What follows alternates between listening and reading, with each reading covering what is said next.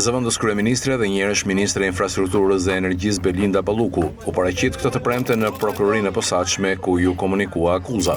Në një njoftim zyrtar, SPAK sqaron se mbi Ballukun rëndon akuza për veprën penale, shkelje e barazisë së pjesëmarrësve në tendere apo ankande publike.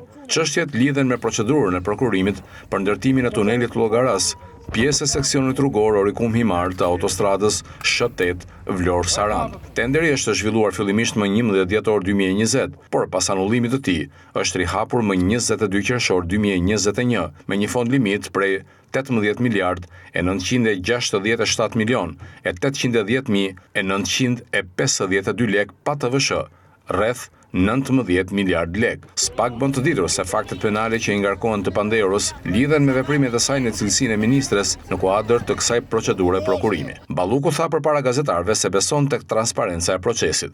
Në respekt të plot organeve të drejtësisë, kam pranuar kërkesën e prokurorisë së posaçme për një çështje në hetim.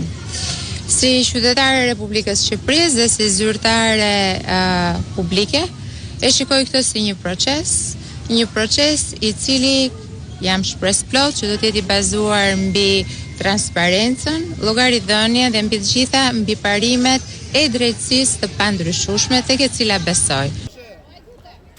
Zëvendës kryeministre qëndroi në prokurorinë e posaçme rreth 50 minuta.